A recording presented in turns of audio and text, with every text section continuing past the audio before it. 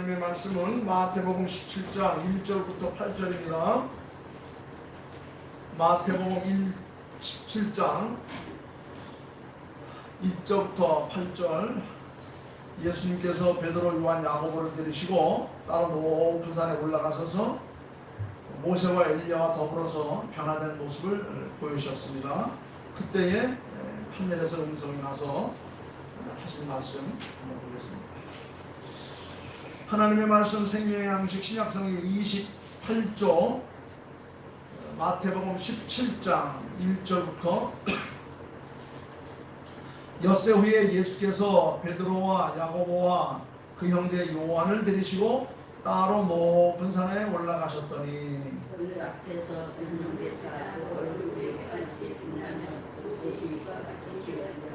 그때에 모세와 엘리야가 예수와 더불어 말하는 것이 그들에게 보이거늘 베드로가 예수께 여자가 이르되 주여 우리가 여기 있는 것이 좋사오니 만일 주께서 원하시면 내가 여기서 막셋을 짓되 하나는 주님을 위하여 하나는 모세를 위하여 하나는 엘리야를 위하여 하리이다. 말할 때에 호련히 빛난 구름이 그들을 덮으며 구름 속에서 소리가 나서 이르되 이는 내 사랑하는 아들이요 내 기뻐하는 자니 너희는 그의 말을 들으라 하시는지라. 제자들이 듣고 이것이 두려워하니 예수께서 나와 그들에게 손을 대시며 이르시되 일어나라 두려워하지 말라 하시니 제자들이 눈을 들고 내 오직 예수 외에는 아무도 보이지 아니하더라. 아멘. 어느 날 예수님께서 12명의 제자들 가운데 특별히 사랑하는 베드로, 요한, 야고보 세 제자들 데리고 아주 높은 산으로 올라가셨습니다. 그리고 거기서 평소와 다른 모습으로 변형되셨습니다. 이것이 오늘 본문의 줄거리이기도 합니다. 세상 사람들이 다 똑같은 것 같지만 다 등급이 있어요. 눈에 보이지 않는 그런 등급들이 있습니다. 예수님에게도 12제자가 있었지만 12제자를 예수님께서 동시에 다 데리고 다니고 똑같이 사랑을 준 게 아니었어요. 그러니까 베드로, 요한, 야고보는 항상 예수님의 삶의 1순위였습니다. 예수님의 가운데, 그리고 그 주변에서 보면 베드로, 요한, 야고보, 그리고 맨 저 끝에 보면 돈깨를 맡았던 가룟 유다나 항상 의심이 많았던 도마나 뭐 이런 사람들 이렇게 있어요. 주님 곁에 늘 주님과 가까이에 이렇게 따라다니는 무리가 있었습니다. 물론 멀리 떨어지진 않고 늘 가까이에서 주님께서 하시는 모든 일을 일거수일투족 바라보면서 따라하는 그런 무리들이 있었습니다. 그런데 예수님이 원하시는 것은 단지 곁에서 가까이에서 늘 주님을 추종하는 정도가 아니라 예수님은 좀 더 욕심을 내셔가지고 주님께서 원하시는 것은 가까이 곁에가 아니라 내 안에 나의 삶 속에 나와 함께 이것을 더 강조하고 있는 것을 보게 됩니다. 요한복음 15장에 보면 포도나무 위에서 그랬어요. 너희가 내 안에 내가 너희 안에 거하면 가시를 맺나니 많이 맺을 것이다. 단순히 겉에서 빙빙 도는 정도가 아니고 주변에서 맴도는 정도가 아니고 앞뒤를 재고 들고 나고 휘동을 드리는 정도가 아니라 예수님의 삶 가운데 항상 그 중심에 함께하는 이런 삶을 주님께서 원하신다는 겁니다. 그렇습니다. 우리는 그냥 예수님 곁에서 맴이나 돌고 또 기회나 보고 곁에서 서성거리는 정도가 아니라 항상 예수님의 그 삶 속에 또 내 삶 속에 예수님이 함께 하시는 이런 삶을 살 수 있도록 그렇게 우리가 살아야 될 것입니다. 예수님이 원하는 건 바로 그거예요. 너희가 내 안에 거하고 내 말이 너희 안에 거하면 무엇이든지 원하는 데 구하라. 그리하면 내가 다 이루리라. 겉에서 기회나 보고 슬슬 맴이나 돌다가 앞뒤나 재고 빠져나갈 궁리하지 말고 깊이 들어오라. 자, 우리 예수 믿는 사람들은 왜 예수 믿어야 하는가? 왜 기독교인들은 목숨을 바쳐서 수백 년, 수천 년 동안 예수여야만 되는가? 예수 아니면 안 되는가? 하는 그런 이유를 우리가 한번 살펴봐야 돼요. 우리 기독교 역사가 한 2000년 됐는데 2000년 동안 수많은 믿음의 사람들이 예수 때문에 죽고 예수 때문에 살고 예수 때문에 일어나고 했어요. 도대체 예수와 예수 믿는 사람들은 어떠한 관계가 있는가? 성경은 한마디로 말합니다. 예수는 하나님의 백성들, 예수를 따르는 무리들의 삶을 대신한 예수의 삶의 모든 값을 치룬 그런 분이라고 말합니다. 구약시대 유대인들은 죄를 지으면 그 죄를 용서받는 방법이 있었어요. 그건 바로 뭐냐면 자기가 죄를 지으면 그 죄값에 해당되는 짐승을 잡아서 피를 쏟고 고기를 불태워서 하늘에 용서함을 구하는 거예요. 이것을 가르쳐서 피의 제사라, 속죄의 제사라, 죄값을 치르는 그런 방법이라고 말했어요. 죄를 지으면 반드시 그 지은 값에 대한 죄값을 치러야 돼요. 인간이 하나님 앞에 지은 죄값은 죽어 마땅한 것인데 하나밖에 없는 목숨을 죽어버리면 뭐가 남겠습니까? 그래서 내 대신 죽을 수 있는 동물을 끌고 가서 하나님, 내가 이러이러한 죄를 지었는데 내 죄를 이 짐승이 대신 뒤집어 쓸 겁니다. 이 짐승의 죽은 피로 말미암아 내 죄값을 치러 주십시오. 이것이 바로 구약시대 유대인들이 지은 죄를 사함받는 유일한 방법이었어요. 산 짐승을 죽여 그 피로 제사를 드리는 것, 이것이 신약시대에 와서 예수 그리스도가 십자가에 죽으심으로 말미암아 모든 죄 지은 사람들의 죄를 용서함 받는 방법으로 하나님께서 우리에게 일러주신 거예요. 네가 그것을 믿느냐? 네가 그것을 용납할 수 있느냐? 그렇다면 내 죄는 이제 예수가 죄값을 치렀으니 너는 이제 자유합니다. 여러분, 사람들이 나를 위해서 기도해 줄 수 있어요. 내가 힘들고 어려울 때 위로해 줄 수 있어요. 내가 난간에 처했을 때 나에게 도움을 줄 수 있습니다. 나에게 돈을 줄 수 있고 직장을 구해줄 수 있어요. 그건 거기까지만 가능하지만, 그러나 나 대신 죽어줄 수 있고 내 죄를 사해줄 수 있고 나를 구원해주고 나를 영원토록 떠나지 않고 함께 해줄 수 있느냐? 그것은 인간으로서는 할 수가 없는 겁니다. 그것을 해줄 수 있는 분은 오직 한 분, 예수뿐이라는 것을 성경은 우리에게 말하고 있습니다. 그래서 예수를 믿는 사람들은 모두가 다 주는 예수는 나의 믿음의 주인이 되시고 그는 나를 온전케 하실 분이다. 이것이 믿는 사람들의 증표가 되는 거예요.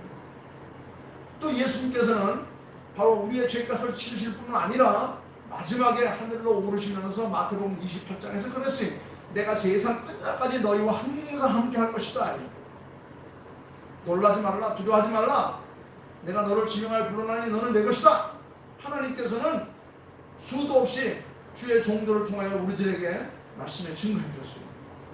여러분, 누가 나와 영원히 함께 할 수 있습니까?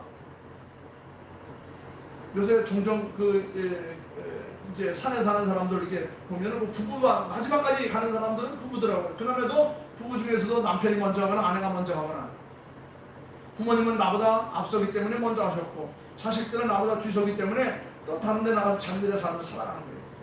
그러나 부부도 살다 보면 떠날 날이 있어요. 그런데 성경에서는 말하기를 세상 끝날까지 내가 너와 함께 할 것이다. 네 마음속에, 네 삶 속에, 너의 삶 속에 그림자와 같이 내가 너와 동행할 것이고 내가 너의 길이요 진리요 생명이 될 것이다. 그리고 세상 끝날까지 내가 너와 함께 하겠다 그랬어요. 세상 끝나는 언제입니까? 주님이 심판하시기 위해서 재림하시는 날. 왜 오직 예수인가? 그분만이 나를 떠나지 않기 때문이라고 했어요. 내 마음속에, 내 삶 속에, 나의 평생 속에. 사람들은 자기에게 이익이 맞지 않으면 버릴 수도 있어요. 삐져서 돌아질 수도 있습니다. 그러나 성경은 말합니다. 항상 어제도 오늘도 영원토록 변함없이 우리와 함께 하신다고 했어요. 실체에는 항상 그림자가 존재하는데 바로 하나님께서는 우리 주 예수 그리스도를 통하여 우리들에게 그림자와 같이 동행하시겠다고 말씀하셨어요. 예수 그리스도 외에는 그 누구도 불구하는 겁니다. 이제 우리가 할 일은 뭡니까? 이제 우리는 항상 오늘 말씀을 통해서 보면 1절 말씀에 너희는 항상 높은 곳에 오르라 했어요. 제가 지난주에 설교할 때 이사야서 40장에 있는 말씀으로 높은 곳에 올라가라. 높은 곳에 올라가라. 그렇습니다. 높은 곳은 어디를 말합니까? 하나님을 만날 수 있는 지성소가 있는 곳이 성소에 올라가라. 그리고 그곳에 올라가게 되면 항상 주의 말씀이 우리에게 주어질 것이다. 주의 말씀을 듣는 삶. 그렇습니다. 5절 말씀을 보니까 그랬어요. 여기 말씀을 보면 5절에 너희는 그의 말을 들어라. 우리가 세상을 살아가는 동안 수없은 말들이 우리에게 귀에 들려옵니다. 수없는 사람들의 말이 들어와요. 지금 베드로, 요한, 야고보가 예수님을 따라서 높은 산에 올라갔습니다. 높은 산에 올라가는 까지는 좋았는데 거기에서도 여러 사람들의 말이 들리는 거예요. 모세의 말, 엘리야의 말, 예언자들의 말, 제사장들의 말, 역대 왕들의 말, 또 친구들의 이야기, 또 세상 돌아가는 이야기. 물론 다 의미가 있고 가치가 있을 수 있었어요. 그러나 오늘 뭐라고 말하니까 너희는 그의 말을 들으라. 그의 말을 들으라. 그의 말은 누구예요? 예수님의 말씀이에요. 예수님의 말씀은 내게 생명이요 길이요 진리 되는 것입니다. 여러분, 그 누구의 말보다도 우리가 할 일은 바로 예수님의 말씀을 듣는 겁니다. 다시 말해서 예수님을 따르고 순종하고 예수님 앞에서 우리의 삶을 드리는 겁니다. 예수님에 대해서 대항하거나 부정하거나 예수님 앞에서 나를 나타내거나 다른 길로 가는 것이 아니라 우리는 예수의 말을 우리가 들을 수 있어야 됩니다. 그래서 오늘 1절 말씀에서는 예수님은 높은 곳으로 제자들을 데리고 올라가셨어요. 그리고 5절 말씀에는 그 높은 곳에 올라가서 그의 말을 들으라 그랬어요. 예수의 제자 가운데 첫 번째 제자였던 베드로의 그 인격을 보게 되면 베드로는 성경에 표현된 대로 보게 되면 굉장히 다혈질적이에요. 욱하는 성격도 있습니다.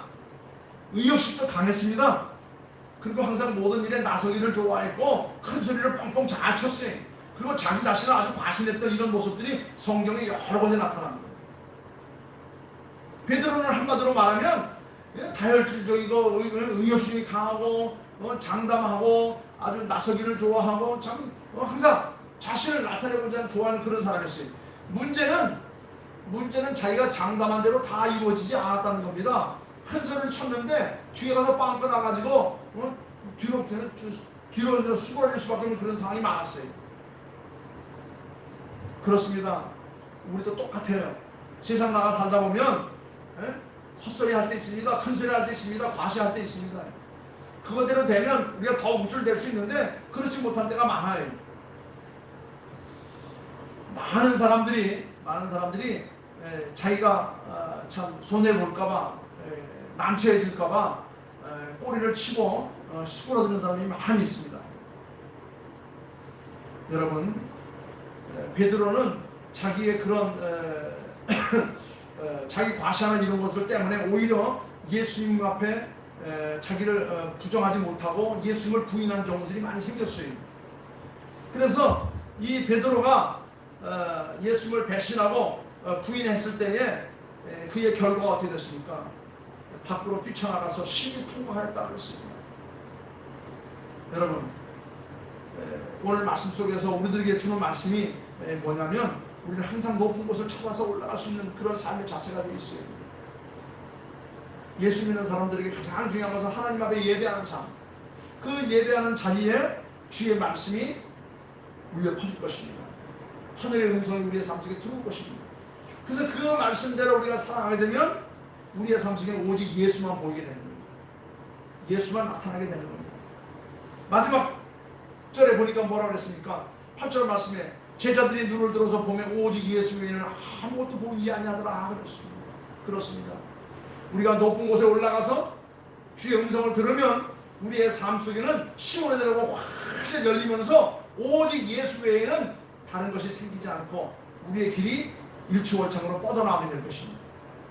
아무쪼록 올 한 해는 예수님을 멀리하지 말고 더욱더 예수님의 말씀 있는 높은 곳에 올라와서 그의 음성을 듣고 오직 그 말을 바라보며 살아가는 성도들, 말씀에 귀를 기울이고 말씀을 따라가고 말씀 안에 사는 삶, 결코 겉에서 맴을 돌거나 아니면 거리를 재거나 여리저리 빠져나갈 궁리를 할 것이 아니라 아주 깊숙이 복 있는 사람은 악인의 꾀에 쫓지 아니하고 죄인의 길에 서지 아니하고 오만한 자리에 자지 아니하고 오직 여호와의 율법을 즐거워하여 그 율법을 주야로 묵상하는 사람이라고 그랬어요.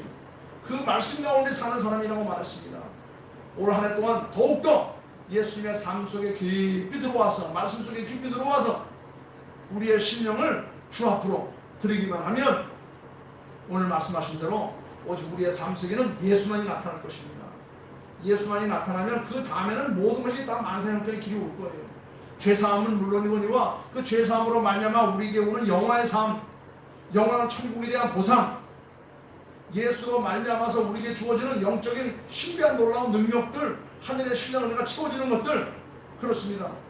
오직 예수 때문에 감격하고 기뻐하고 예수로 말미암아서 우리의 길이 활짝 열리는 이런 축복된 삶이 올 한 해 동안 우리 사랑하는 성도들의 삶 속에 멋지게 펼쳐져 나갈 수 있기를 주의 이름으로 축원합니다. 엿새의 예수께서 베드로와 야고보와 요한을 데리고 높은 곳으로 올라가셨다. 그 높은 곳에 올라가니까 바로 주의 음성이 들리니까 너희는 오직 그의 말을 들으라. 그 말을 듣는 순간 오직 예수 외에는 아무것도 보이지 않았다고 그랬어요. 세상에 시끄럽고 더럽고 추한 것을 보지 않고 오직 예수를 통해서 영원한 천국, 아버지 계신 하늘나라를 볼 수 있는 영안이 열린다고 한다면 우리의 심령은 천국이 될 것입니다. 행복한 삶이 될 것입니다. 이런 감격스러운, 이런 기뻐하는 축복의 삶이 오직 높은 곳에 올라와 주의 음성을 듣는 자에게 주어진 축복이라는 것을 기억하면서 또 한 날, 또 한 주간 승리하며 살 수 있기를 주님의 이름으로 축원합니다. 기도하겠습니다. 아버지 하나님, 감사와 찬양과 영광을 돌립니다.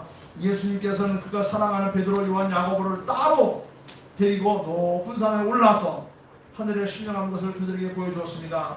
그때 하늘에서 음성이 나기를 이는 내 사랑하는 아들이여 내 기뻐하는 자라. 너희는 그의 말을 들으라. 예수의 말을 듣는 순간 오직 예수 외에는 아무것도 보이지 않고 영원한 천국의 환한 신령 은혜가 그들의 삶 속에 차고 넘쳤음을 그들은 체험하게 되었습니다. 아버지 하나님, 우리도 올 한 해 동안 예수의 삶 속에 깊이 들어가게 하옵소서. 예수와 더불어서 먹고 마심으로 말미암아서 우리의 삶 속에 하늘의 신령 은혜가 차고 넘치게 하옵소서. 결코 겉에서 방황하거나 거리를 재거나 또한 여러 가지 모든 참 잘못된 곳으로 나아가지 않고 오직 예수 안에 예수님이 또 우리 삶 속에 예수님의 말씀이 거할 수 있는 축복의 삶만 펼쳐지게 하여 주시옵소서. 주신 말씀 감사하며 올 한 해 동안도 오직 예수만 우리의 삶 속에 나타나게 하여 주옵소서. 감사하오며 거룩하옵신 예수님의 이름으로 기도하옵나이다. 아멘. 아멘.